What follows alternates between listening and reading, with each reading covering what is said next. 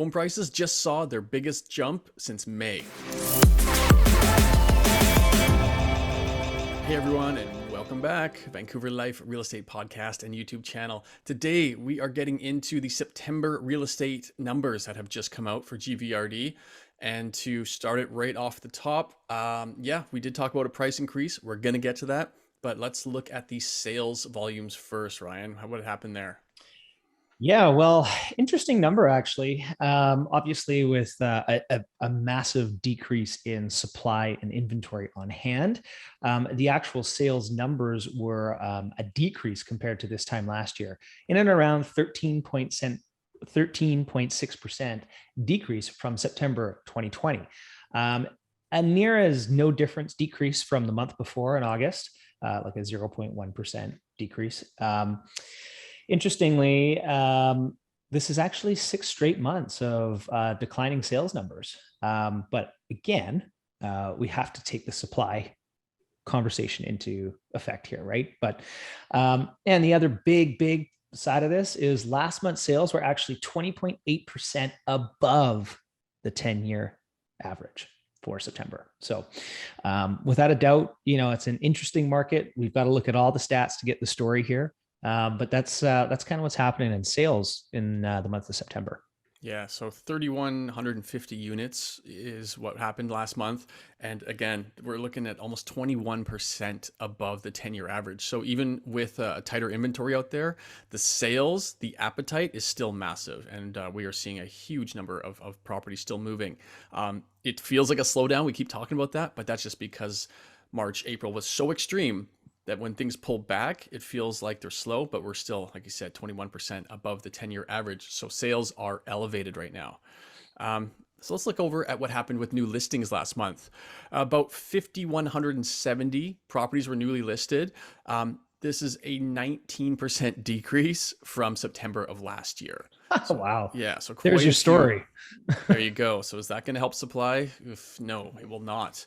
And understandably, August being a slower month historically, last August was no different, where we saw about a 28% increase in listings from September over August. But again, we like the bigger picture, right? A single month is not going to tell the story. So let's look at the 10-year average. New listings are only slightly below the 10-year average at about 1.2%. So what does that mean? We've got new listings that are kind of just below the 10-year average, but sales 21% above the average. That is just going to continue to eat away at any existing inventory. Yeah, that's just it. And the speaking of inventory, the total number of homes that are currently listed was 9,236. And this is actually a 29.5% decrease compared to September 2020 and a 2.6% increase, yay, compared to August 2021. However, lo and behold, we're still 27.7% below the 10-year average for the month. So still quite a drastic inventory problem, right? Yeah, that's a real low one. Jumping over now to the sales to active listings ratio, one of Ryan's favorites. Ryan, why don't you continue and take this one? Yeah. I love this. It's behavior of the market. So 34.1% was the overall. So still very much in a seller's market. It's the second month in a row now that this has actually increased. So the bottom was in and around July at 30%. Again, a balanced market is below 20. So outside of the 2 months of pandemic lockdown, the last time we saw a balanced market was 2 years ago. So we've been in a seller's market now for 2 years, which is pretty crazy. So when we break it down by asset class for detached homes, we're actually getting pretty close to some balance here. We're at 25.5%, still a seller's market without a doubt, right? But again, closer to that balance number than it is, say, for townhomes, which is at 53.1%. Again, I think detached homes became so expensive. You're seeing that spillover effect now into townhomes. And then actually apartments are seeing decent numbers at 36.7%. And actually, I think we can speak anecdotally to that, having sold a bunch of apartments in September ourselves. Dan, let's go into price because that's yours. Ah, sure. Okay, here we go. Price. We just talked about a big jump happening. The HPI, first of all, just hit $1,186,000. And yes, this is a brand new all-time high. That is all properties combined. So for a bit of reference here, the HPI price was relatively flat from like May to August, where it increased only by about $4,000. But last month, it jumped $10,000 in a Wow. month. And that's, Wow. of course, the biggest jump we've seen since that May, June kind of numbers. This is about 13.8% year over year increase and a 0.8%, almost a full percent increase just last month alone. Mm. That's a big number and something that you want Mhm. to track. But let's look at the other price metrics here. So let's talk about median. Median saw a big spike upwards from 855,000 all the way up to 890,500. That's an Wow. over 4% median price increase in just 1 month. Um, let's do point out though, that is the first time median has increased in 4 months and is now sitting at the third highest all time, only behind March and April of this year. If you want to pull back a bit more and look at just the detached market, median detached prices saw its second monthly increase in a row and is the second highest all time right now, only behind April of earlier this year. And then let's look at the average price of all homes. Second month of increases in a row, sitting at $1,176,000, up $5,000 from last month. Mm. Wow. Interesting. So we look at the detached market here. There were roughly 950 sales, which is a 27.9% decrease from September 2020. Your average price point sitting at 1.828 million. This represents a 20.4% increase from September 2020 and a 1.2% increase compared to just last month. That's actually fairly big for 1 month. Yeah, because we're seeing what 28% decrease in sales, but prices are still going up by over 1% per month. Yeah, it's a big number. That's a Yeah. big number. I mean, 1% at 1.828 million is a big number. So uh, condos, by comparison, saw 1,621 sales, a 1.6% increase compared to this time last year. Your average price point, $738,000, which is an 8.4% increase. So a much more marginal increase compared to the detached market, and a 0.5% increase compared to last month, which is far more sustainable.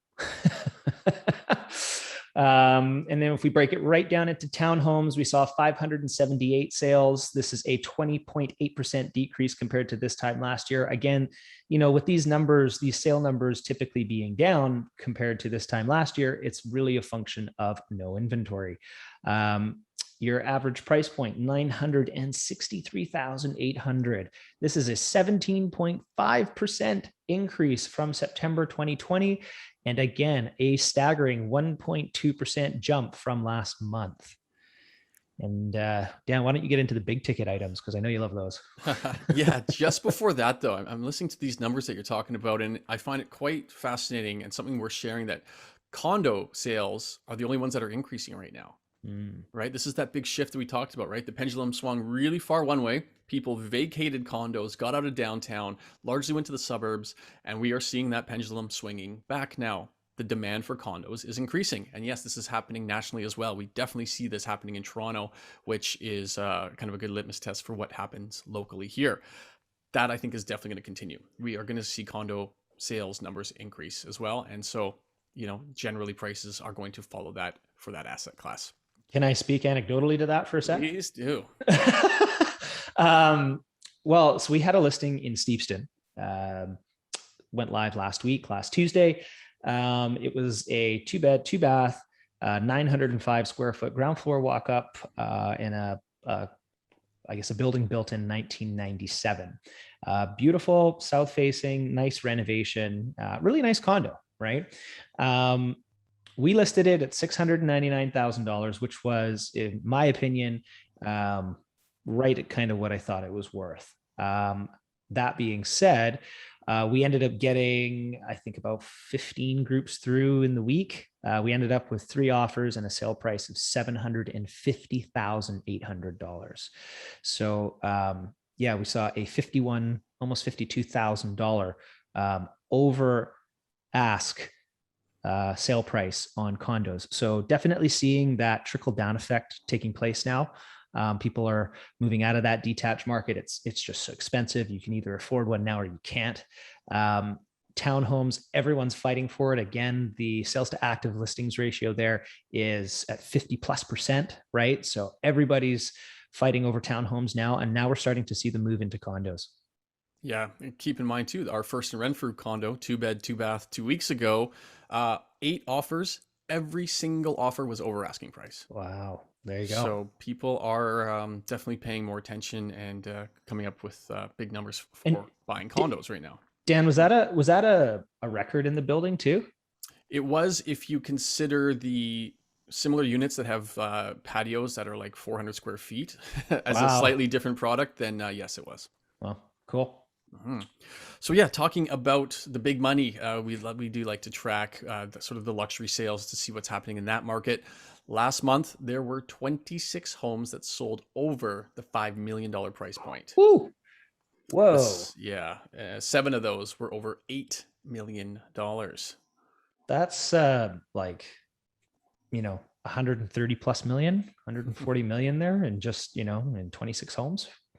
Yeah, and again, look at the big picture because it's kind of a fascinating number and one we don't normally share. But last month there was $3.7 billion in homes sold in GVRD. Holy cow. What does that mean?